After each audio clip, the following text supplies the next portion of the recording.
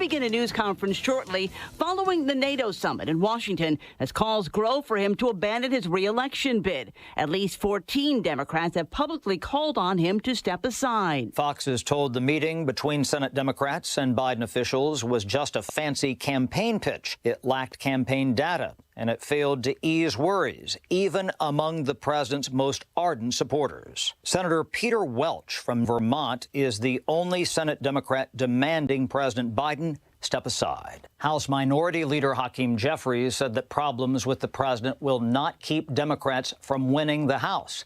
That's why some Democrats from swing districts are now placing distance between themselves and the president. Fox's Chad Pergam on Capitol Hill. This afternoon, the president announced a compact to reaffirm NATO's support for Ukraine. This compact brings all those countries together in a unified, coordinated, and comprehensive architecture to support Ukraine, not just for now, but for years in the future. But in announcing the deal, the president referred to Ukraine's President Zelinskyy as President Putin before quickly correcting himself. In explaining the mistake, he said, "I'm so focused on beating Putin," with Zelinskyy saying, "I'm better." Legal maneuvering from attorneys for former President Trump in his hush money case. Lawyers for the former president up in New York filed a new motion to essentially ask the judge in that hush money criminal conviction to throw out the case as a result of that recent Supreme Court ruling, that 6-3 ruling, which granted the president some form of immunity because of official actions. Fox's Mark Meredith. The federal judge has heard arguments over whether a boat captain should pay restitution to the families of 34 people killed in a California scuba dive boat fire in 2019. America is listening to Fox News. 93 WIBC Mobile News. On the level, on the go. Addressing affordable housing. I'm Sasha Nixon. Here's what's trending this hour.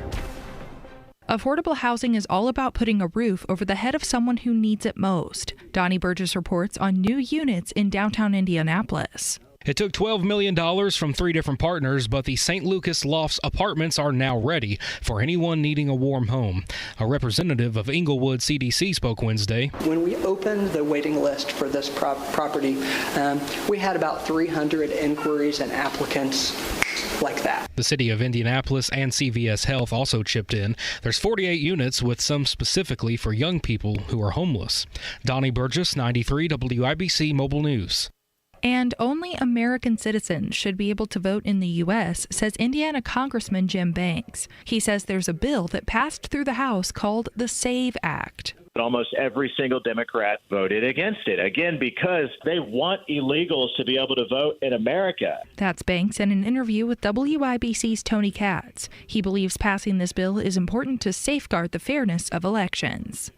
Later this month, Vice President Kamala Harris will be in Indianapolis. Harris will be the keynote speaker at the Grand Boulé being put on by the Zeta Phi Beta Sorority Incorporated. The event goes from July 23rd to July 28th. Harris was in Indianapolis last July when she was the keynote speaker at a luncheon for Delta Sigma Theta's National Convention. On the level, on the go, and on WIBC.com. Now here's the forecast from the American Standard Cooling Weather Center. Scattered showers and storms remain possible into tonight with lows down in the mid-upper 60s. Friday will be a near normal day to end the work week with highs in the mid-80s. Can't rule out a stray shower or storm in the afternoon evening hours. It'll also feel uncomfortable as well. I'm Wish TV storm tracking meteorologist Stephen Deanna for 93 WIBC. Everyone is talking about Galaxy Concrete Coatings and their transformation. Like your neighbor Dennis. In the process of refinishing my garage and, trying to turn it into a man cave. So I started searching, online, and I ran across Galaxy. Galaxy Concrete Coatings is not epoxy. It's better. First thing I wanted to do initially is I wanted to repair where the concrete had eroded. They said they could do that. I said, well, heck, let me go ahead and get the entire floor covered. Commercial or residential, 4 times stronger than epoxy, and it comes with a 15-year warranty. They were so courteous and respectful of the home and the property. And when they're done, they cleaned up, picked up, swept up. It was like they were never there. Click on GalaxyConcreteCoatings.com now. That's Galaxy Concrete Coatings. And remember to like us on Facebook. Galaxy Concrete Coatings. We're out of this world. I would recommend Galaxy over any other competitor, hands down. You're going to be taken care of and you're going to be satisfied. These guys know what they're doing. Lanny went to college and racked up huge debt. A little bit over $100,000. For a degree he couldn't use? Now what? I had a friend that went to my computer career and they talked to me about it. He was done in just months. I did do it online. They even helped him get hired immediately after graduation. One of the things I love about IT is that you can work from anywhere you want. You could become an IT pro in just months with zero experience at My Computer Career. It worked for me, and I know it can work for you. It's not rocket science. It's mycomputercareer.edu. Join Mark Patrick seminars and lose the weight or stop smoking guaranteed. Early bird special only $49.99. Hypnosis designed to destroy unwanted cravings. Seminars are Thursday, July 25th at the Holiday Inn Indianapolis Airport. Weight loss seminar 5:30, stop smoking seminar 8 p.m. Or Saturday, July 27th at the Holiday Inn Express and Suites Indianapolis Northeast in Noblesville. Weight loss seminar 11 a.m., stop smoking seminar 2 p.m. Register now at markpatrickseminars.com. That's markpatrickseminars.com. Tony Katz. It's Kendall and Casey. The Amber and Nigel show. All right, when does your show start? Do we know? I feel like I've been promoting this for 9 years now. This is the Tony Kinnett Cast on 93 WIBC. Good evening and welcome to the Tony Kinnett Cast here on 93 WIBC and the Daily Signal. That's 93.1 FM out of Indianapolis. The live streams on Twitter X this evening hosted by the U.S. Ministry of Truth account of all things, while we transfer the video stream over from 93 WIBC to the Daily Signal up on YouTube at the Daily Signal channel and the podcast services everywhere else. Well, the entire nation is not anxiously awaiting, but more like when you're watching a horror movie or maybe a comedy like a Medea, and Medea walks into the room and you wonder what's going to happen. I mean, anything could happen in a Medea movie. And you may be out there saying, is this conservative radio host really comparing a Biden press conference to a Medea movie? Yes, I am. Absolutely. Because in every Medea movie, there is a stupid character. There is. Allison, are you a fan of the Medea movies? Are you a fellow Medea movie maniac? I've seen a couple, and they are quite good. So in Medea's, it's like the family reunion one. It's where the really sweet lady, she's like dying of lung cancer, and her family is a mess and a half. And there's this girl who has like a baby daddy, and she's just the stupidest person on earth. And she's always saying, Byrene, and it's kind of one of the more popular characters on Medea. That's Kamala Harris in the wings. She doesn't really have anything to say that's intelligent, but you still kind of want to hear what she has to say because it's just that awful. And then everyone connected or like around her is just like dumb for like, you know, hooking up with someone that doesn't really have the brains to fill a cup of water. And in this case, that's the President of the United States, who has long since passed his expiration date.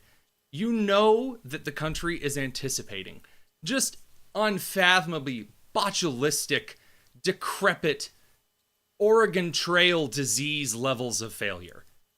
When even on MSNBC, guests throughout the day are saying this is the last chance the Biden administration has before, and then there's no answer, because there's not actually a precedent in either party for what you do if the candidate that is running has such aggressive dementia that he's too stubborn to step down, and also probably corrupt, power hungry, etc. But in the same breath is still winning your party's nomination because you handed him the crown early. And the VP that was picked that could very easily step up and assume command of the country and the party is so dumb that I wonder if she could actually work a fast food drive-through line like the earlier analogy to the character from the Medea movie. So that brings a couple of questions if you're thinking about it at this point. First of all, how did Biden do the rest of the day? Sometimes they can kind of get the drug cocktail just right. You get the stimulants in the correct order. And then Biden gets out there and it's like the State of the Union. He's a little angrier. He's a little on edge. But for the first 15 and a half minutes, he's in the zone. Now, I brought up as someone who has ADHD, someone also with a science medical background who has looked into the neurological science behind this pattern and pathway system. Whenever you take stimulants, whether it's a steroid, whether it's an amphetamine, whether it's like caffeine, it wears off over time. And a lot of you understand this because when you were young, half a cup of coffee was all it took to get you going. Now, you're drinking like an entire pot of coffee per day. And it's not just any old Folgers, it's like Cafe Bustelo Cuban coffee that kicks you in the teeth. That's what you need. It's the same with every kind of stimulant. So for the president of the United States, whose myelin sheath around the neurons are degrading, they're wearing away. That's what happens in every single kind of dementia. In Parkinson's, the neurons start to wear thinner in the motor and sensory areas of the brain. That's why Parkinson's and dementia and Alzheimer's can share so many of the same symptoms. That basically you reach a point where the brain no longer accepts the same level of stimulant. You need more. Well, you can't just give someone more stimulants till the cows come home, because the heart will stop. The more stimulants you have, the faster your heart beats. I'm sure a lot of individuals out there on the second shift, if you've ever been on the second shift and you kick into that third energy drink and you're still dead tired, but you can feel your heart like playing the William Tell Overture, your heart's rapping Eminem's Rap God. Yeah, that's a moment you're like, oh man, I gotta cut back a little bit. This is wild. That's pretty much the president of the United States. We saw that during the first Trump-Biden debate hosted by CNN. Biden walks out there. He's got like the Joker grin going on, and his eyes are all wide. He's like looking at the camera, shaking his head from side to side. And his body gait is very muted and confused. So he's on the stimulants. They're not working anymore. So how's he doing today? The day of his, as Karine Jean-Pierre and the security advisor put, his big boy press conference. How is the president of the United States doing? Well, he called Vladimir Zelinskyy of Ukraine Putin when he introduced him a few hours ago. And now I want to hand it over to the president of Ukraine, who has as much courage as he has determination. Ladies and gentlemen, President Putin. And everyone was like, wait. No, too late. And then he tried to flip it around. And by the way, the actual Biden-Harris campaign account on Twitter X tried to flip this and said, well, actually he was saying Putin, he's going to beat Putin. Yeah, he meant to do that. Ah, yes. Just like he meant to call on the deceased Jackie Walorski, the congresswoman who passed away a couple of weeks before Biden started looking for her in the room he was in. So just the continual excellent stuff from President Biden. The takes from the pundits are just chef's kiss fantastic. Because now we've moved from if Biden is going to drop out to when. And really it's a race at this point to whether Biden drops out or drops dead. And if you say, well, that's not a funny joke to make, Tony, you can't just say that. I've been making it very clear Biden should have stepped down, resigned, retired years and ages ago. But the elder abuse family of Biden didn't see fit to pressure the president into doing so. Jill is too excited about wearing her expensive Tommy Hilfiger blazers and posing for the cover of Vogue. And getting the Marine Corps band to write, "Hail to the First Lady," or whatever. So, all of that said, Philip Gurevich from The New Yorker said that if Biden were to drop out, and at least hints and nudges, as the heavyweights are now suggesting, the pressure is on to do so when he's done with the NATO summit this weekend. Hard to imagine better timing than on the eve of the GOP convention to drown it out and scramble its script. And Ezra Klein from the New York Times opinion says, this would truly be the cruelest thing Biden could do to Trump. It's so desperate. It's so desperate and sad. Yeah, we got the president of the United States to resign. I can hear the confetti falling from the ceiling at the RNC. Because I will remind each and every one of you, the money must stay with the Biden-Kamala ticket. Period. You can't just take $150 million and just slide it on over to Gavin Newsom and Josh Shapiro. Ain't gonna happen. Whitmer can't touch a penny. Unless she's Kamala Harris's VP, but Kamala Harris polls so low that catching VD seems like a more exciting prospect to the American voter. And that brings us now to one of the final, most beautiful linchpins.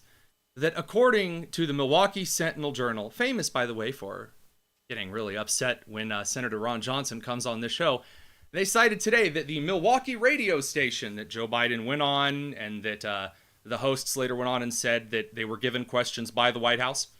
Milwaukee radio station says it agreed to edit an interview they did with Joe Biden.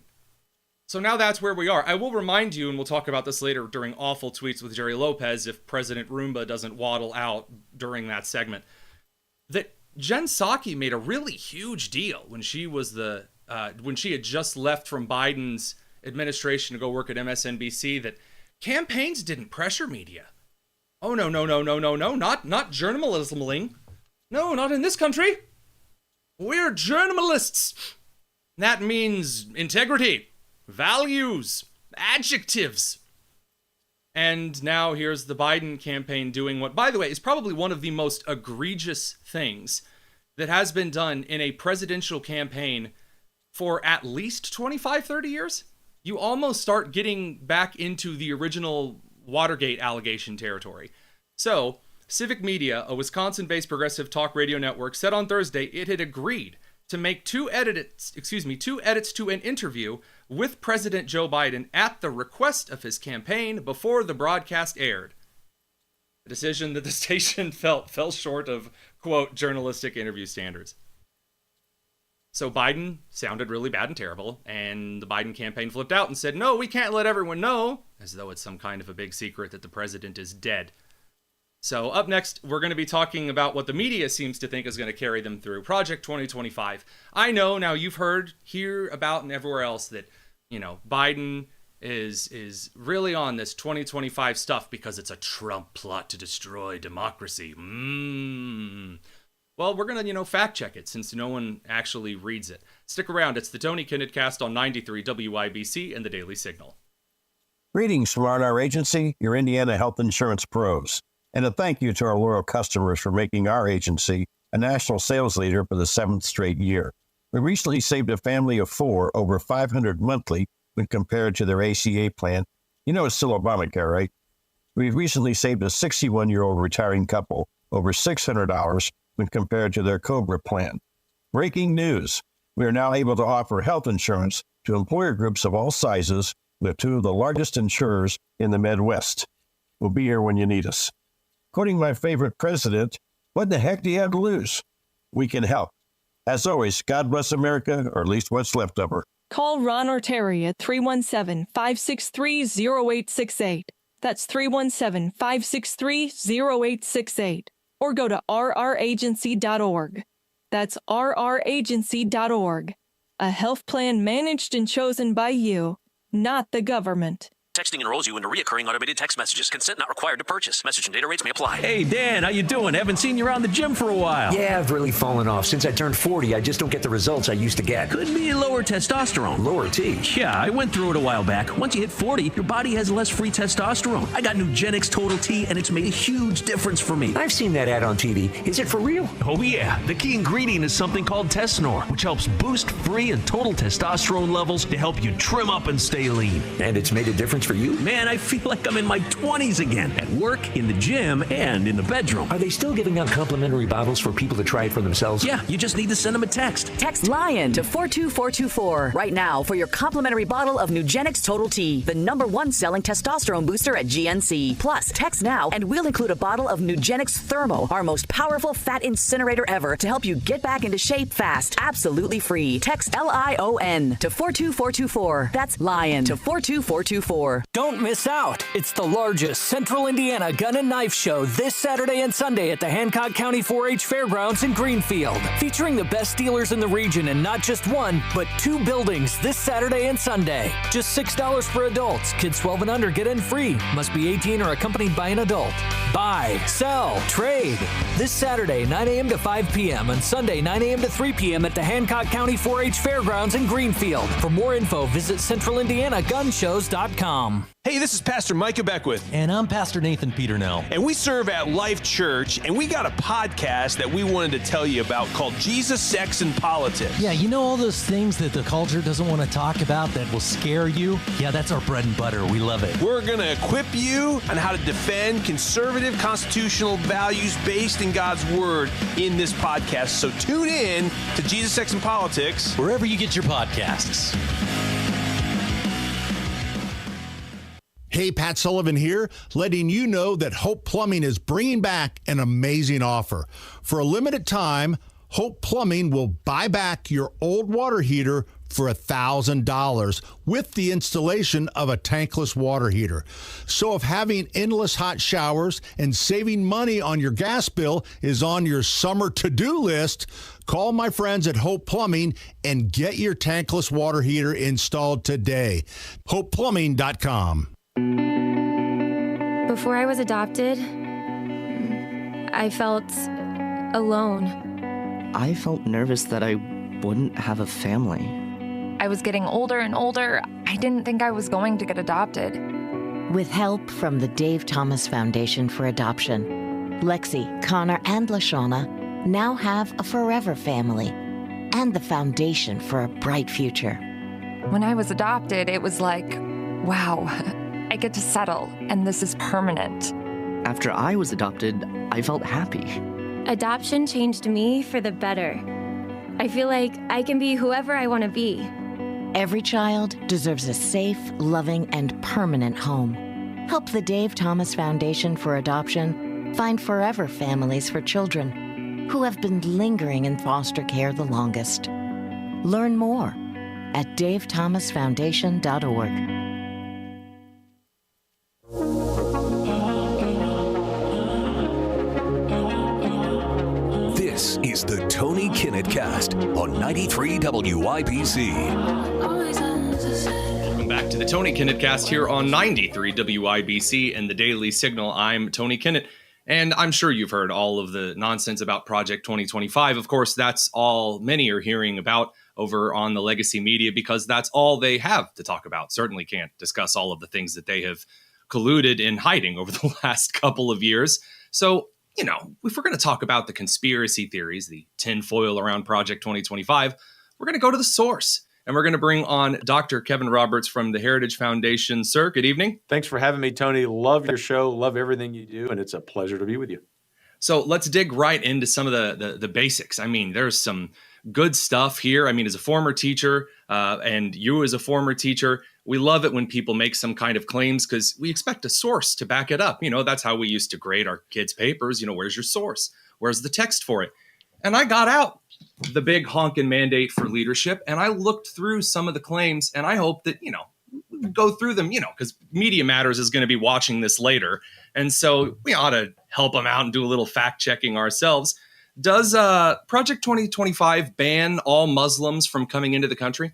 Absolutely not. That's one of many lies that the left has perpetrated against this project. This is, as you know, Tony, so well, just a simple, although certainly broad-scale policy document that the next president of the United States, probably and hopefully President Trump, will be able to choose from if he so chooses. And I think that's what's driven the left crazy and why they're distorting everything, including the point that you mentioned. I think that's pretty accurate. Again, having read through the document, I can't find anything based on that claim that's been shared by everyone up to and including the Associated Press, who also claims that the conservative groups have drawn up a plan, being Project 2025, to dismantle the U.S. government and replace it with Trump's vision. Is that what Project 2025 does? Does it dismantle the entire U.S. government? What it does is provide a corrective, which is a wildly popular idea, to the concentration of power in D.C. among unelected bureaucrats. So if it's dismantling anything, it's dismantling the monopoly on power that the left has. And keep in mind, whether it's the Associated Press or Media Matters or MSNBC or the Biden-Harris administration, these are all the same people who for the last 3.5 years have been telling us that the economy's fine, that in fact, inflation on groceries and rent and gas has not gone up. And in fact, that even President Biden is competent and capable. So whoa. I know, sir, this is just so terrible. Are you telling me that the parties that are making these claims amid the worst crisis their party has faced in 47 years aren't trustworthy? I know that this comes as a shock, Tony, to you and to your audience, but the answer to that is yes. And we ought to have a little fun with this moment. Obviously, it's very serious. The president's health is serious. Of course. National security, this is serious business. But for those of us who do public policy every day or in the media every day as you are, sometimes the best way to deal with the left is just to laugh at their absurdity. And I think all of the mischaracterizations about Project 2025, while serious and dumb and evil, ultimately point to the fact that the left has nothing to run on, and we ought to celebrate this moment and look forward to, hopefully a very short time from now, their being out of power. It really is incredible that the response to this, again, this campaign against Project 2025, the grand Russia collusion 6.0 or whatever conspiracy that you want to call it, that no one's really taking it seriously based on the few scant recent polls that I've seen from independents around the country and the few areas of pockets of undecided voters that there are left.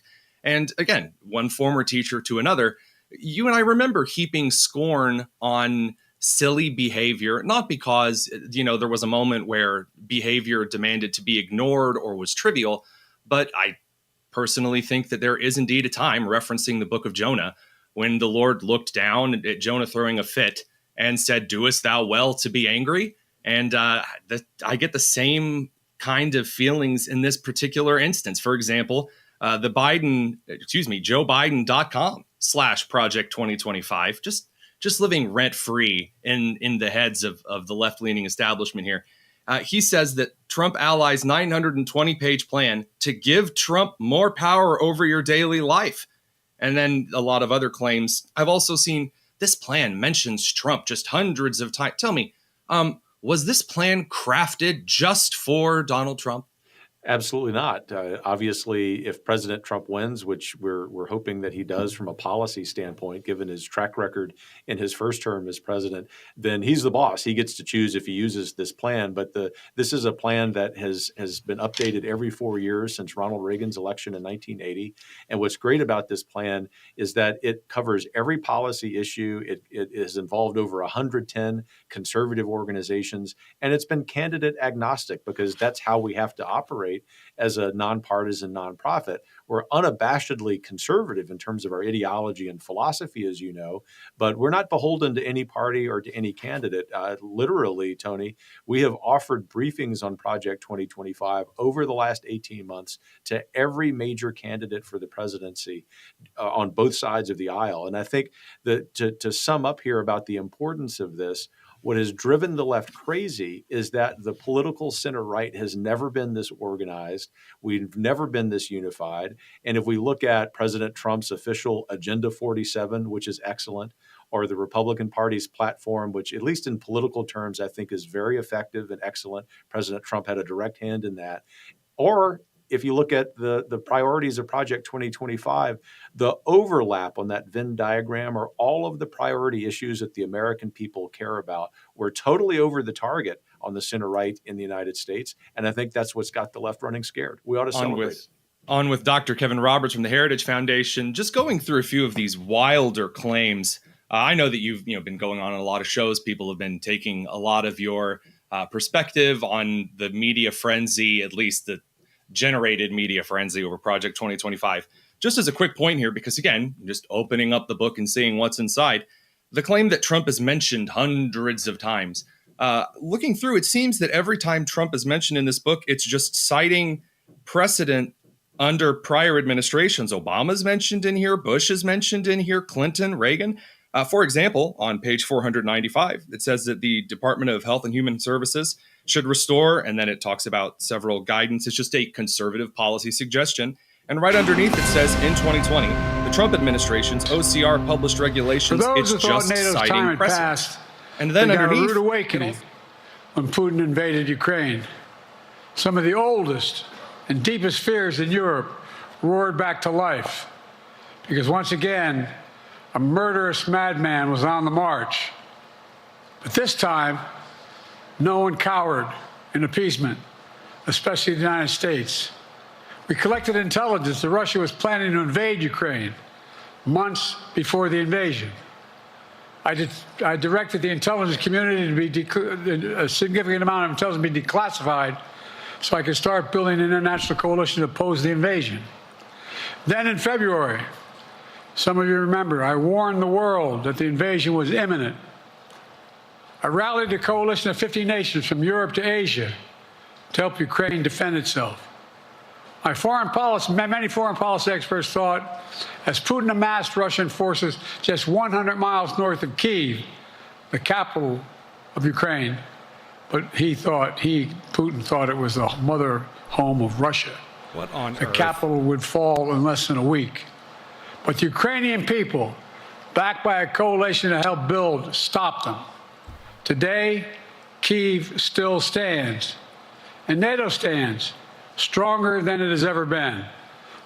During the week of this summit, several heads of states made it a point in their statements to thank the United States and to thank me personally for all that NATO has achieved. NATO is not only stronger, NATO is bigger because we led the charge to bring in Finland and Sweden into the alliance, and it makes a gigantic difference. Excuse me. Meanwhile, my predecessor has made it clear he has no commitment to NATO. He's made it clear that he would feel no obligation to honor Article 5. He's already told Putin, and I quote, "Do whatever the hell you want." In fact, the day after Putin invaded Ukraine, here's what he said. It was genius. It was wonderful. Some of you forgot that, but that's exactly what he said. But I made it clear, a strong NATO is essential to American security. It's not at all what he said. And I believe the obligation of Article 5 is sacred. And I would remind all Americans, Article 5 is invoked only once in NATO's long history, and that was to defend America after 9/11. I made it clear that I will not bow down to Putin. I will not walk away from Ukraine. I will keep NATO strong. That's exactly what we did, and exactly what we'll continue to do.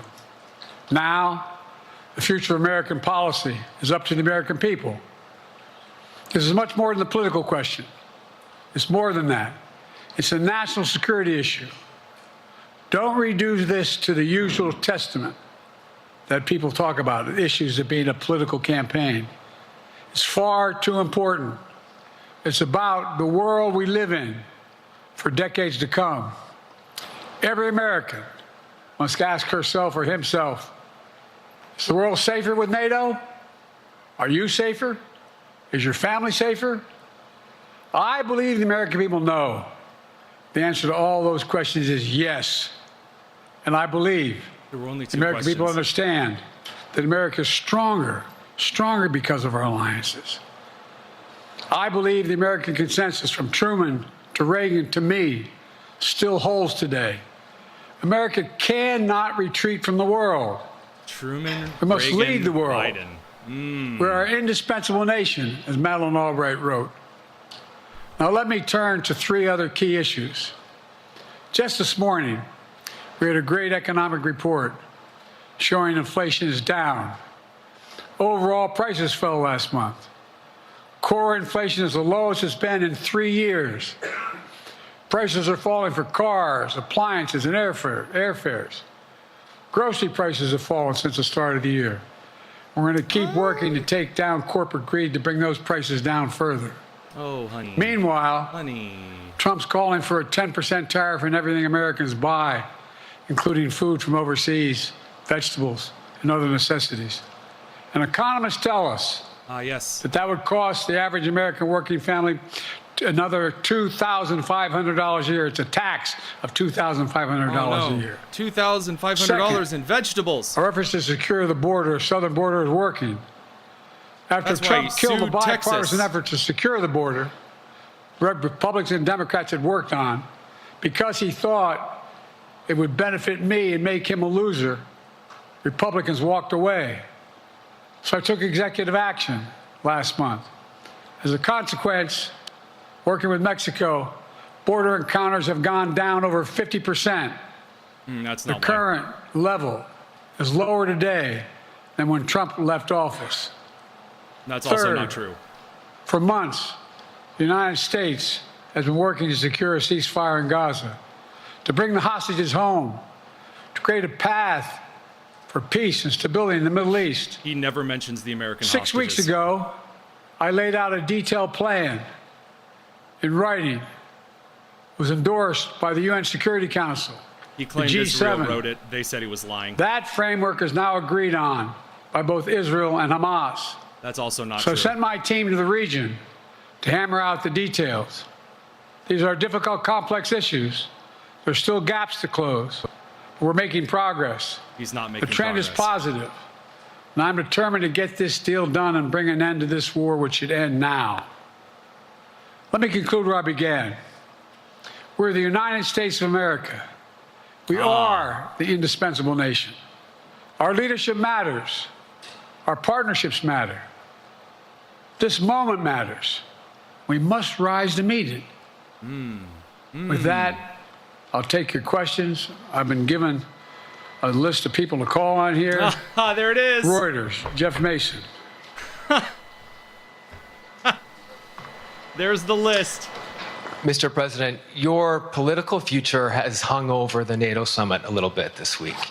Speaker Pelosi made a point of suggesting that your decision on whether to stay in the race was still open. George Clooney and a handful of lawmakers have called on you to step aside. Reuters is reporting tonight that UAW leadership is concerned about your ability to win. UAW just endorsed me, but go ahead. Thank you. My question for you is, how are you incorporating these developments into your decision to stay? And separately, what concerns do you have about Vice President Harris's ability to beat Donald Trump if she were at the top of the ticket? Look, I wouldn't have picked Vice President Trump to be vice president. There it is. I think she was not qualified to be president. So let's start there. Kamala is Number Trump, one. ladies and gentlemen. The fact is that the consideration is that I think I'm the most qualified person to run for president. I beat him once, and I will beat him again. Secondly, the idea, I served in the Senate a long time. Yes. The idea that senators and congressmen running for office worry about the ticket is not unusual. And I might add, there are at least 5 presidents running or incumbent presidents who had lower numbers than I have now. That's not true. That's not true in any So modern there's a long polling. way to go None. in this campaign. And so It is a short I'm walk just to the going to casket. keep moving. And because, look, I got more work to do. We've got more work to finish. There's so much, we made so much progress. Think about it. Okay. Think about where we are economically relative to the rest of the world. Things are Name expensive. me a world leader who wouldn't want to trade places with our economy. We've created over 800,000 manufacturing jobs, 1.5 million jobs. I mean, so things are moving. He doesn't know the We got number. more to go. Working class people still need help. Corporate greed is still at large. Their At prices, large? corporate profits have doubled since the pandemic. They're coming down. And so I'm optimistic about where things are going. He's not even optimistic enough about putting. Danny Kemp, AFP. Oh, God. Are any of these going to ask a real question? Thank you, Mr. President. I wanted to ask you about your, you mixed up Presidents Zelinskyy and Putin earlier today. And you now have sort of your key allies, including the British Prime Minister, the President of France, and the German Chancellor having to step in and make excuses for you on that. And officials here are saying off the record that your decline has become noticeable. Hasn't this now, frankly, become damaging for America's standing in the world? Thank you. Did you see any damage to our standing in my leading this conference? Yes. Have you Say seen a yes. more successful conference? What do you think? And the Putin piece, I was talking about Putin, and I said, and now, at the very end, I said, here, I mean, Putin. I said, no, I'm sorry, Zelinskyy. Yeah. And then I added 5 other names. Look, guys, 5 other names. the idea anybody suggests that what? We haven't had an incredibly successful conference. How many times did you hear in that conference, I don't know if it sounds too self-serving, but other leaders, heads of state, in thanking me, saying the reason we're together is because of Biden, because Biden did the following. Look, folks, this is, well, anyway. Yeah. I thought it was the most successful conference I've attended in a long time. And find me a world leader who didn't think it was. You hosted the conference. Next one. Nancy Cordes, CBS. Thank you, Mr. President. You mentioned other instances in history where presidents have faced a challenge. But what makes this moment in history so unique is that it is not your enemies who are calling on you to reconsider your decision to stay in the race. It's your friends, supporters, people who think you've done a great job over the past 4 years. Have you spent time thinking about what it would mean for your legacy, which you've worked decades to build, if you stay in the race, despite the concerns that voters say they have, and you lose to someone who you yourself have argued is unfit to return to the Oval Office? Well, look, I'm not in this for my legacy. Yes, you are. I'm in this to complete the job I started. Your As you term recall, ends in understandably, November. many of you and many economists thought my initial initiatives that I put forward can't do that. It's going to cause inflation. Things are going to skyrocket. The debt's going to go up. What are you hearing now from mainstream economists? That the economy's bad. 16 economic Nobel laureates said I've done a hell of a job. That under my plan so far and what's going to happen in the future if I'm reelected, that things are going to get much better. Your Fed chair said he can't lower the interest rates elected because of you. To stop the trickle-down economic theory, that if the wealthy did very well, everybody else would do well. My dad was a well-read, decent guy. I don't remember much trickling down on his kitchen table. Middle-class people and working-class people need help. And so what happened is I decided to was able to implement as president what I believed when I was a senator. And that is that the way to build this economy is from the middle out and the bottom up. So he just destroyed that way, everything. We grow the economy. And the wealthy still do very well. They do fine. And guess what? Find me an mainstream economist who said we haven't done well. What have we not done that isn't working right now? Most mainstream And economists so we got more to do, though. We got to finish do the not job. think that the economy is And doing by the well way, at I come from the corporate state of the world. Delaware has more corporations registered in Delaware than every other state in the nation combined. I'm not anti-corporate, but corporate profits have doubled since the pandemic. Doubled. It's time things get back in order a little bit. It's time, for example, if I'm reelected, we're going to make sure that rents are kept at 5% increase of corporate rents for apartments and the like and homes are limited to 5%. Talking about? We're going to make a lot of changes that I've been talking about because we're going to continue to grow this economy. And by the way, remember how I got so roundly criticized for being so pro-union, not labor, union. Well, guess what? I've been the most pro-union labor president in history. Not a joke. And guess what? We had the Treasury Department do a study. When unions do better, everybody does better. That's not Everybody at all. does better. That's and not we talk about how, for example, what that study found. Remember when we talked about getting the computer chip industry back in the United States? Used to be 40% of the industry. We invented the chip. 40% of the industry was in the United States. And former presidents decided that the best way to do it is find the cheapest labor in the world, send the product over there, and import what the product was. Okay, yes, and so that would be what President I Bill do? Clinton. I was told not to go over to Europe, to Asia, including Europe, but Asia. And I remember going to South Korea, convincing them to invest $20 billion in the United States to build computer chip factories. And I asked why when they finally decided to do it.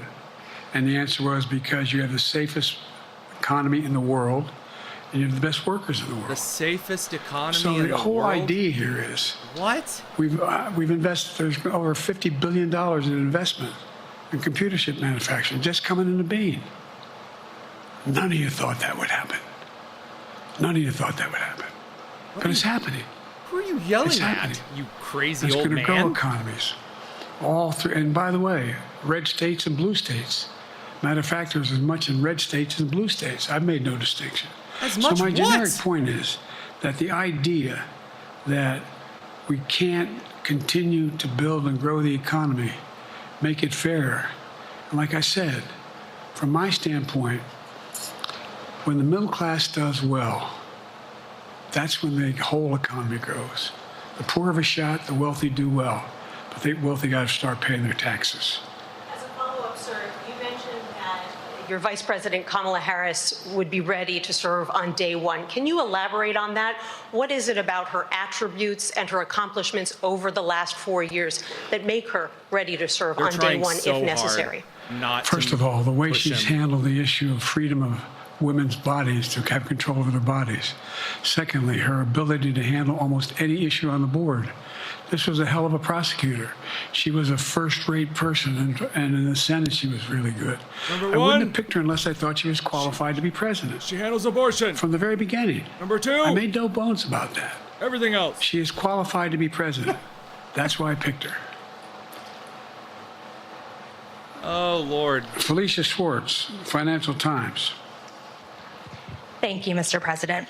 Presidency is the most straining job in the world, and it's 24/7. What is this, a How high can you school say speech? you'll be up for that next year, in 2 years, in 4 years, given the limits you've acknowledged that you have today? The limits I've acknowledged I have?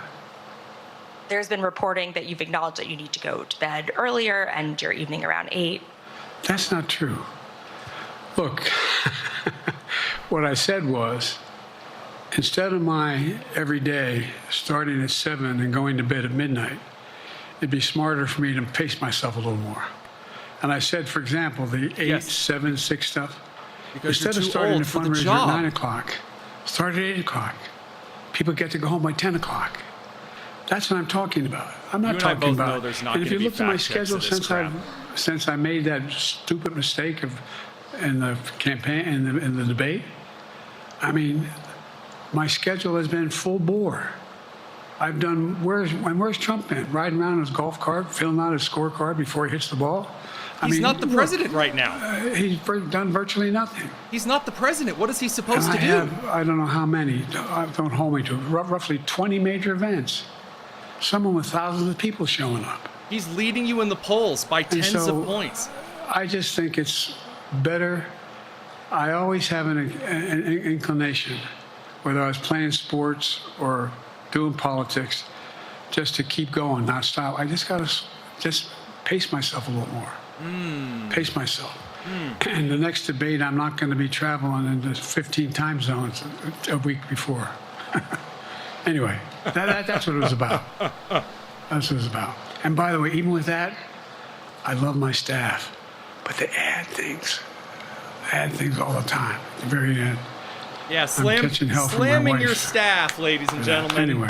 Yeah, the aides who have to change you. That's the move. I'm sorry, Zeke Miller, Associated Press. Thank you, Mr. President. 2 questions for you. First, on the NATO summit, President Zelinskyy, in your meeting with him, he pressed you to lift your limitations on the Ukrainian use of American weapons, saying that, in his public remarks afterwards, saying that Ukraine cannot win the war unless those limitations are lifted. Are you reconsidering your position on that? And then secondly, following up on Felicia's question there, leaders of your own party have said that they're not worried about that debate. They're worried about the next bad night and the bad night after that. How can you reassure the American people that you are up to the task and that there won't be more bad nights at a debate stage or somewhere else? First thing about Zelinskyy asking for the ability to strike deep into Russia. We've allowed Zelinskyy to use American weapons in the near term and the near abroad into Russia. What? Whether or not he should be attacked. For example, should Zelinskyy, he's not. If he had the capacity to strike Moscow, strike the Kremlin, would that make sense? It wouldn't. The question is, what's the best use of the weaponry he has, the weaponry we're getting to him? I've gotten a more long-range capacity, as well as defensive capacity. He just said he doesn't want Zelensky to have long-range capacity. Following the advice of my commander-in-chief, the chief of staff of the military, as well as of my the commander-in-chief. Secretary of Defense and our intelligence people. And we're making a day-to-day basis on what they should and shouldn't go, how far they should go in. That's a logical thing to do. Second question related to bad nights, sir? How can you reassure the American people that you won't have more bad nights, whether they be on a debate stage or on some matter of foreign policy? Well, I'll tell you what. God. The best way to assure them is the way I assure myself. And that is, am I getting the job done? Am I getting the job done? Can you name me somebody who's gotten more major piece of legislation passed in 3.5 years? I created 2,000 jobs just last week. So if I slow down, I can't get the job done. That's a sign that I shouldn't be doing it.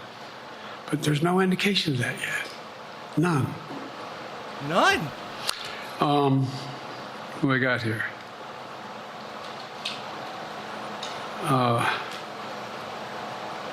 Merrick, Pulaski Radio.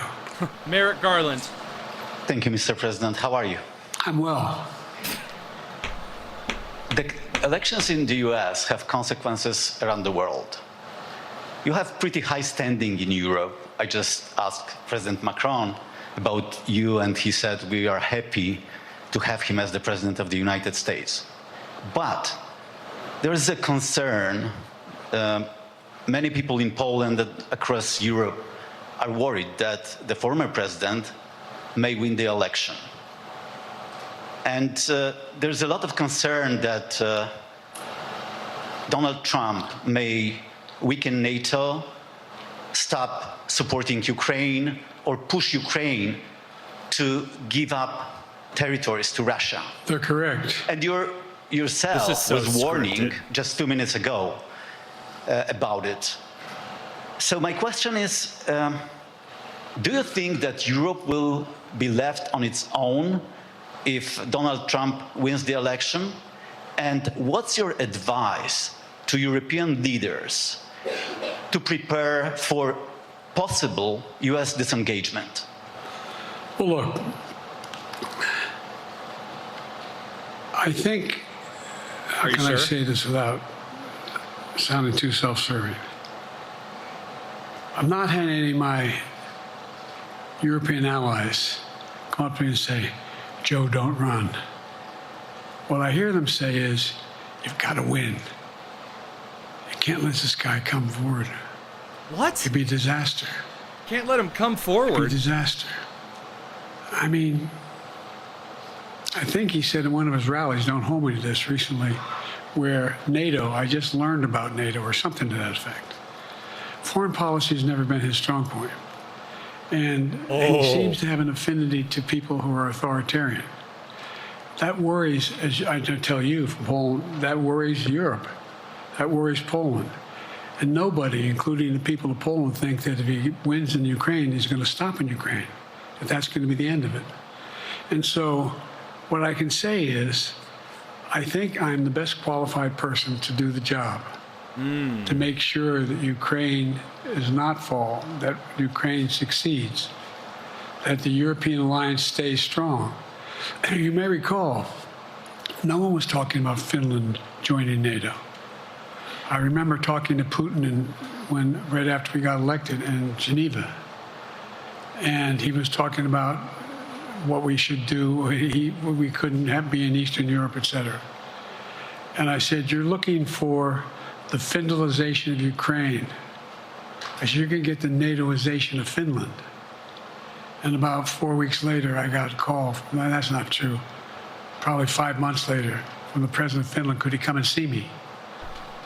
Because in my office, I invited him to the Oval Office. We sat down and talked. He said he wanted to join NATO. Could I help? And I did. It wasn't automatic. And then I got a call from the Swedes. I beg your pardon?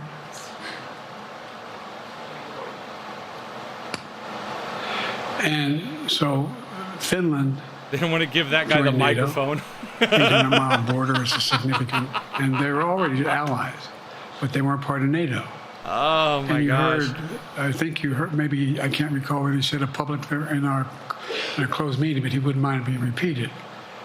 He said, we decided in Finland, the people of Finland decided they had to be part of NATO.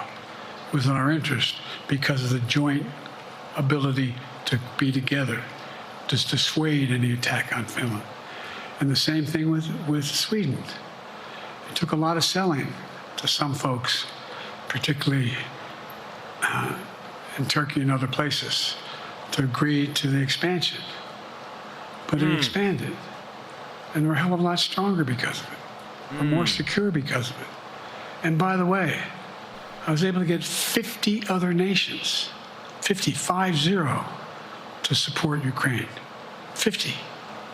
And we're able to bring about a coalition of Europe and Asia. Because the war didn't Japan start and South Korea. until your administration. I just met we talked about AUKUS, and we talked about the relationship between Australia, New Zealand, Japan, South Korea, the United States. We're making the world safer and stronger because we have to deal with the new arrangement that exists in the world. The Cold War is over. The post-war era is over. What is going to replace it? And I respectfully suggest I have a pretty good idea what that should be. I've convinced a lot of people to follow it, and we're just going to get stronger. David Sanger. Where's it? Thank you, Mr. President. Be nice, David. Mr. President, the NATO declaration that was issued yesterday was very notable because it described China as a decisive enabler of the war in Ukraine for its provision of critical goods to the Russians. That's part of a broader partnership that seems to have cemented in place in the past 2 or 3 years. I think one that you were a little bit doubtful of when we asked you about it some time ago. So I'd be interested to know whether you have a strategy now of trying to interrupt the partnership between China and Russia, and whether or not in a second term you would pursue that, if you could describe that strategy to us. What are these questions? And along the way, could you also tell us whether you think, just to follow up on Felicia's question, that if you were in a room with Vladimir Putin again, the way you were 3 years ago, or with President Xi, that a few years from now you will be able to go negotiate with them, handle them one-on-one? Well, the first part of the question is, we discussed and I raised in the NATO summit, and others raised, the future of China's involvement, what they're going to do, what they're doing with Russia in terms of accommodating, facilitating. They're getting access to additional. They're not supplying weapons themselves. They're supplying mechanisms for them to be able to get weapons. And China's position is basically, and I've spent more time with Xi Jinping than any world leader has. Over 90 hours since being vice president all the way through. Yeah, we know, because you were peddling influence. And by the way, I handed all my notes. But my point is that you did not hand in all your notes. They found them in your believes garage. That China is a large enough market that they can entice any country, including European countries, to invest there in return for commitments from Europe to do A, B, C, or D, or not to do certain things. What's happened is we had a long discussion about what we have to make clear. China has to understand that if they are supplying Russia with information and capacity, which they are, along with working with North Korea and others, which they are, to help Russia in armament, that they're not going to benefit economically as a consequence of that by getting the kind of investment they're looking for. What? And so, for example, we're in a situation where, we've reestablished direct contact with China after that. Remember the balloon, quote unquote, going down, and all of a sudden things came to an end? Well, we set up a new mechanism. There's a direct line between Xi and me, and our military has direct access to one another, and they contact one another when we have problems. The issue is that we have to make sure that Xi understands there's a price to pay for undercutting both the Pacific Basin as well as Europe, and as it relates to Russia and dealing with Ukraine. And so for example, if you want to invest in China, as you know this area really well. If you want to invest in China, you have to have a 51% Chinese owner. You have to make sure that you do by their rules. And you don't have the authority, and you have to provide all access to all the data and information you have. There was a while there, as you recall, the last administration and other administrations, where the access to that market was enticing enough to get companies to come in. He has no idea what he's talking about right now. Because they had access to over 1 billion people. No idea. A market, not 1 billion, but a lot of people in the market. And so they were doing it. But that got curtailed when we started saying we're going to play by the same rules. For example, the idea they don't abide by the international rules related to subsidizing products by the government funding. In history. So guess what? They're not going to be able to export their electric vehicles to the United States without a significant tariff. Others are doing the same thing around the world. A tariff, you say? It is a concern that you have both China, North Korea, Russia, Iran, countries that are not necessarily coordinated in the past, looking to figure out how they can have impact. Do you have a strategy to interrupt that impact? Yes, I do, but I'm not prepared to talk about the detail of it in public. And I think you'll see that some of our European friends are going to be curtailing their investment in Russia. In China, as long as China continues to have this indirect help to Russia in terms of being able to help their economy as well as help them in, as a consequence, that their ability to fight in Ukraine.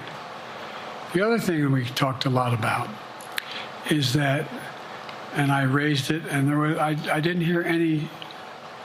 I can't swear that everyone agreed because not everyone got to talk about it. But we need a new industrial policy in the West.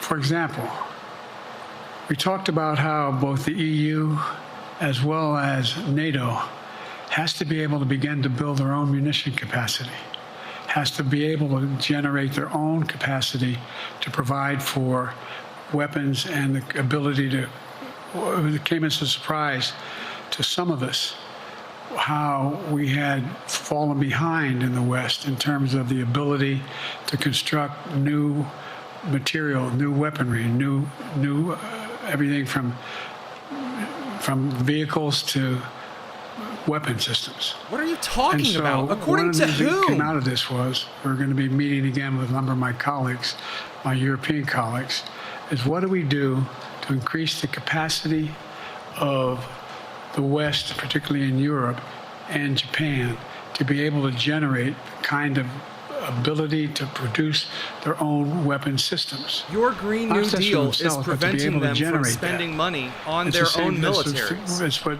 Russia's trying to figure out. That they went to China and they didn't get the weapons, but then they went to North Korea. But we're going to be in a position where the West is going to become the industrial base for it to be able to build the ability to have all the defensive weapons that we need. It already is. That was a discussion as well.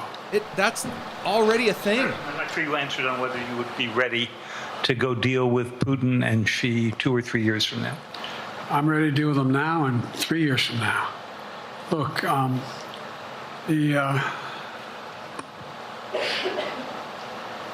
like I said, I'm dealing with Xi right now and direct contact with him.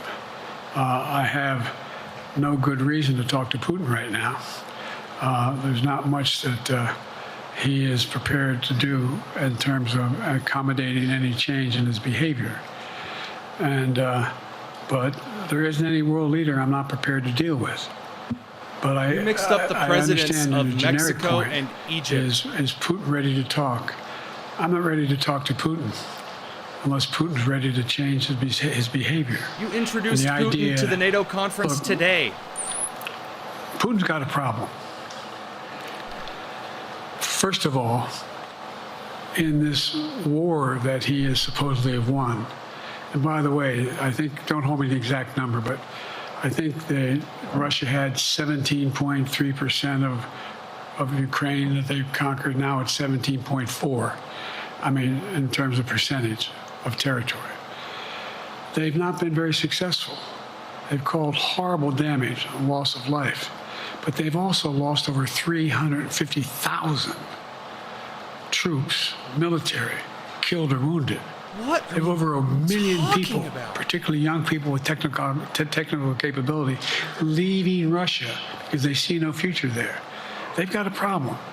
But what they do have control of is they are very good at controlling and running the public outcry that relates to how they use mechanisms to communicate with people. They lie like hell through the constituencies. They lie like hell about what's going on. And so the idea that we're going to be able to fundamentally change Russia in the near term is not likely. But one thing for certain. Who asked you to fundamentally change we allow Russia to succeed in Ukraine, they're not stopping in Ukraine. I recommend, I know you know this because you've written about it, read Putin's speech after they moved in, what it was all about in Kyiv. It wasn't about just, anyway, read what his objective is. Putin has not moved into Kyiv. Russia has not taken Kyiv. But, so I think that I'm prepared to talk to any leader who wants to talk, including if Putin called me and wanted to talk. Last time I talked to Putin was trying to get him to work on an arms control agreement related to nuclear weapons in space. That didn't go very far. So my point is, I'm prepared to talk to anybody, but I don't see any inclination. There is an inclination on the part of the Chinese to keep in contact with me because they're not sure where this all goes. And look what's happened in Asia. We have strengthened the Asian Pacific area more than anybody else has. China's literally testing Taiwan every day. Today, I brought on, I asked our NATO allies that we bring on the group from the South Pacific, Australia, New Zealand, Japan, Australia. I already mentioned Australia. And I met twice now, I think, Australia's with the 14 leaders of the Pacific Island nations. And we've slowed down what's going on there. We've slowed down China's reach. But there's a lot of work to do. This is a moving target, and I don't take it lightly. Assam from NPR. Thank you, Mr. President. Asma Khalid with NPR. I have two questions. Earlier, you spoke about the ceasefire plan between Israel and Hamas. We're now looking at 10 months of war, and I'm curious if there's anything that you feel personally you wish you would have done differently over the course of the war. And then secondly, if I may, I wanted to ask you about your presidential campaign. I remember covering your campaign in 2020, and there was a moment where you referred to yourself as a, quote, bridge candidacy, a transition to a younger generation of leaders. I want to understand what changed. Two things. Let's go back to when you talked about would I have changed anything that's happening with Israel and the Palestinians and the Palestinian movement. The answer is, as you recall, from the very beginning, I went to Israel, but I also got immediate contact with al-Sisi in Egypt. I met with the King of Jordan. I met with most of the Arab leaders to try to get a consensus going as to what had to be done to deal with getting more aid and food and medicine into the Gaza Strip. And we pushed it really hard. That is not what his chiefs of staff said. Israel occasionally was less than cooperative, number one. The Israeli War Cabinet, I've been dealing with Israel since Golda Meir. Some of the reporters around here come here all the time and heard me say this. First time I met with Golda Meir, I sat across from her at her desk, and her assistant was Rabin sitting next to me. That's how far back I go. I know Israel well, and I support Israel. But this war cabinet is one of the most conservative war cabinets in the history of Israel. The majority of the and war there's cabinet no was ultimate not answer on the other than a right. two-state solution here. And so what was able to be done in terms of the plan I put together was it would be a process for a two-state solution. And we get the Arab nations to, particularly from Egypt all the way to Saudi Arabia, to be in a position where they would cooperate in the transition so that they could keep the peace in Gaza. None of them will take Israeli Gazan forces refugees. staying in Gaza. The question has been from the beginning, what's the day after in Gaza? And the day after in Gaza has to be no occupation by Israel on the Gaza Strip, as well as the ability for us to get in and out as rapidly as you can, all that's needed there. I've been disappointed that some of the things that I've put forward have not succeeded as well, like the port we attached from Cyprus. I was hopeful that would be more successful. I bet you did. But that's why when I went to Israel immediately after the massacres that occurred at the hands of Hamas, the one thing I said to the Israelis, and I met with the War Cabinet and with Bibi, don't make the same mistake America made after bin Laden. Bibi Netanyahu There's is no part of the War need to Cabinet. occupy anywhere. Go after the people who did the job. You may recall, I still get criticized for it, but I was totally opposed to the occupation and trying to unite Afghanistan. Once we got bin Laden, we should have moved on, because it was not no one's ever going to unite that country. I've been over every inch of that, not every inch, the entirety from the poppy fields all the way to the north. I said, don't make the same mistake we made. Don't think that's what you should be doing, is doubling down. We'll help you find the bad guys, Sinwar and company. And all this criticism about I wouldn't provide when the weapons they needed. I'm not providing them 2,000-pound bombs. They cannot be used in Gaza or any populated area without causing great human tragedy and damage. But remember what happened when you had the attack on Israel with rockets and ballistic missiles. Intercontinental ballistic I was missiles. able to unite the Arab nations as well as Europe, and nothing happened. Nothing got hurt. It sent an incredible lesson to what was going on from the Middle East. So there's a lot of things, in retrospect, I wish I had been able to convince the Israelis to do. But the bottom line is we have a chance now. It's time to end this war. Doesn't mean walk away from going after Sinwar and Hamas. And if you notice, you know better than most, there is a growing dissatisfaction on the West Bank. Wait a minute. From the Palestinians about Hamas. Going after Hamas is not popular now. Going after Osama bin There's Laden a was lot of okay. moving parts. I Going just have to after keep Yahya moving Sinwar to make sure that we get as much not. done as we can toward a ceasefire, and get those. And by the way, look at the numbers in Israel. I mean, my numbers are better in Israel than they are here. But then again, they're better than a lot of other people here too. But anyway.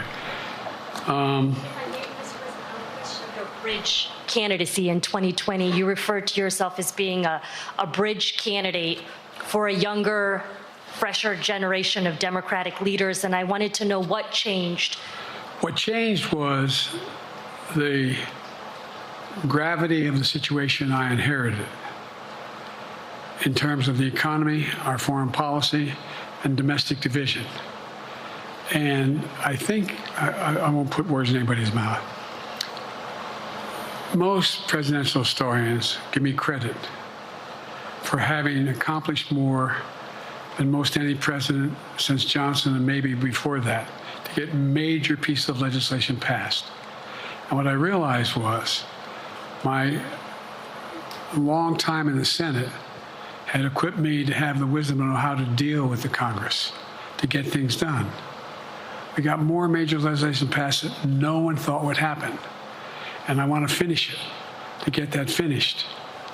If tomorrow, if we had a circumstance where there was a lineup and I hadn't inherited what I did and we just moved things along, anyway, it's going to change. Last question.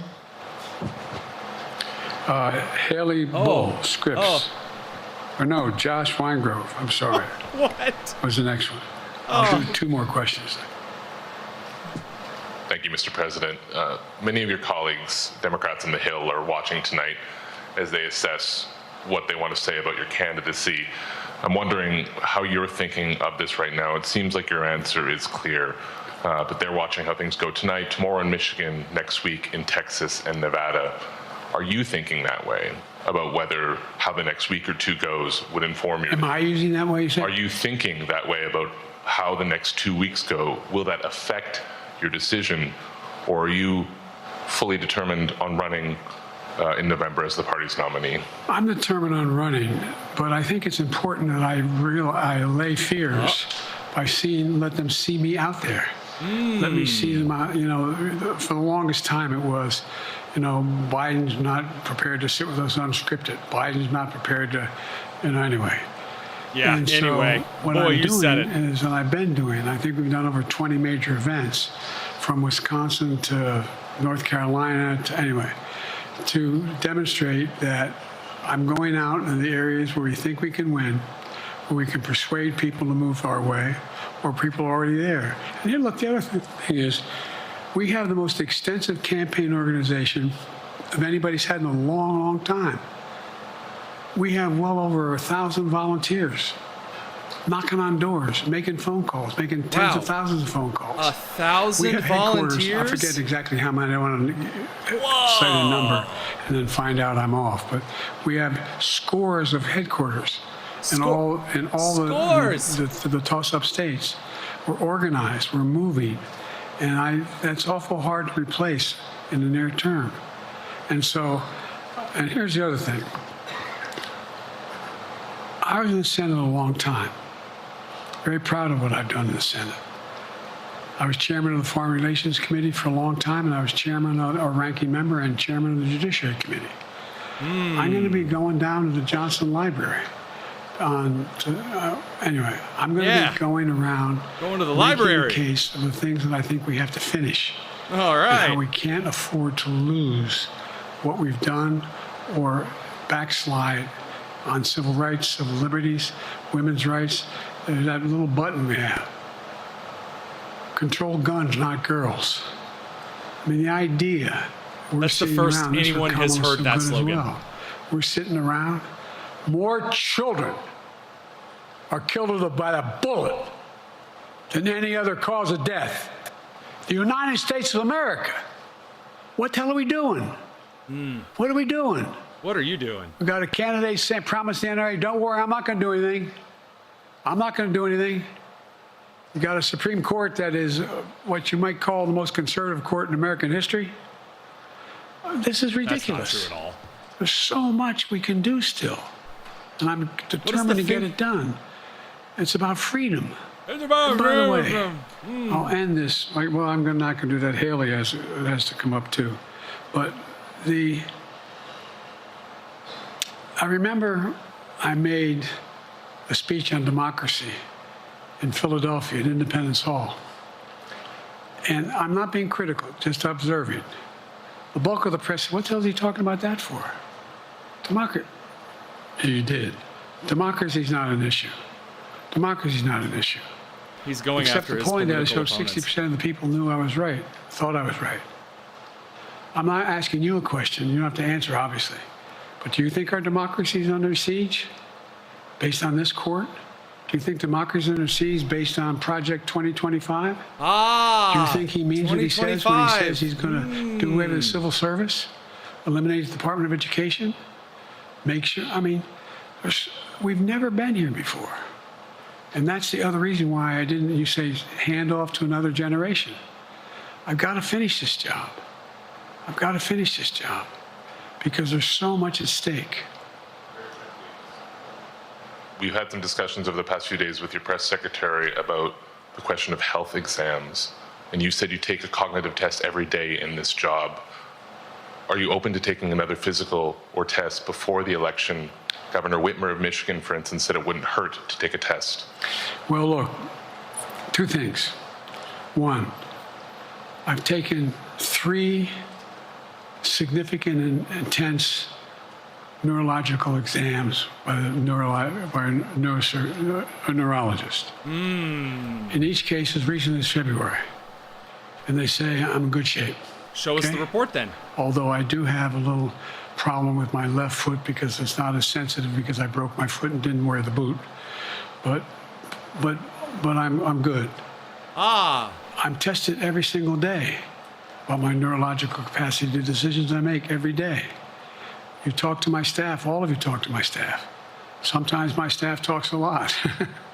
But the fact of the matter is, I don't think you have them telling you that all the major ideas we've undertaken haven't been in part initiated by me. I remember when the staff and I said, I'm going to go to South Korea, we're going to get the chip.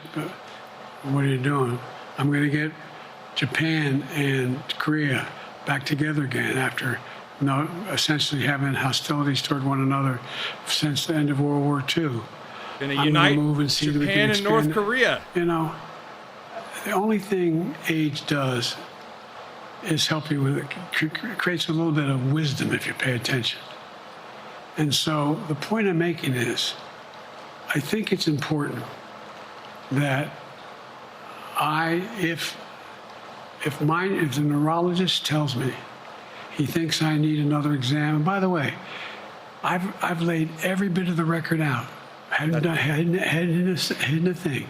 You don't ask Trump for his, okay? I laid it all out. And every single day I'm surrounded by good docs. If they think there's a problem, I promise you, or even if they don't think it's a problem, they think I should have a neurological exam again, I'll do it. But no one's suggesting that to me now. And I'll ask you another question. No matter what I did, no one's going to be satisfied. Did you have 7 docs? Did you have 2? Who'd you have? Did you do this? How many times did you?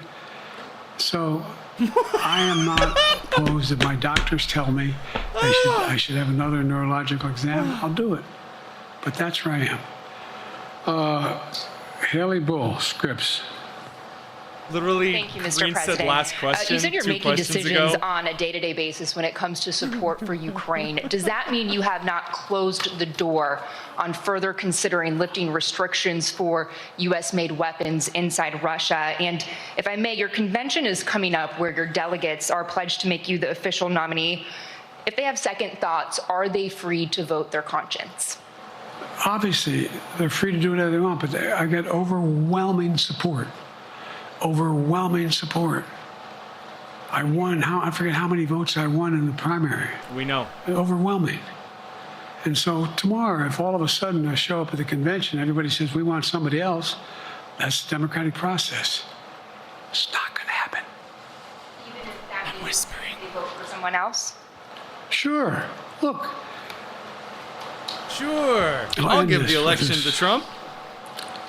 I served in the Senate a long time. I understand the impetus of candidates running for local office and whether they think the top if they can help them or not. In my state of Delaware, which was a very, at least a purple, it was a red state when I started, in terms of we now talk red and blue. I don't recall most of the Democratic presidents winning my state when I was a candidate. The truth of the matter is I understand the self-interest of a candidate. Delaware voted red in 1988, by the way. Running with Biden at the top is going to hurt them, then they're going to run away. I get it. But so far, go and look at the polling data in their states. Look at the in-depth, and by the way, I think you'd all acknowledge, and you're all experts. I'm not being solicitous about the president. You're experts on this stuff. Solicitous? How accurate does anybody think the polls are these days? There it is. I can give you a series of polls where you have likely voters, me versus Trump, where I win all the time. When the unlikely voters vote, he wins sometimes.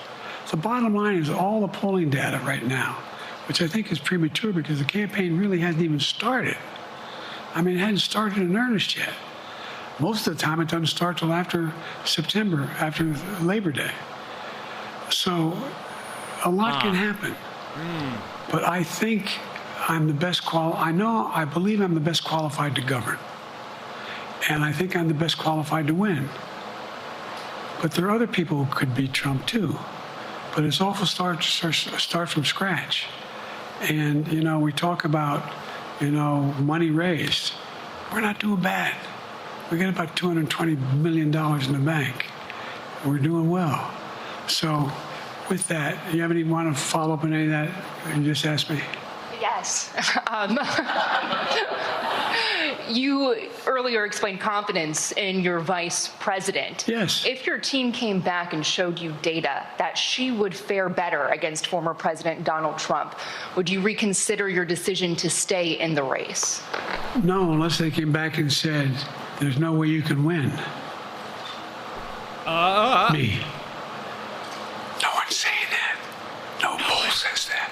No poll? Okay. No poll? This ends tonight's press conference. Thanks, everybody.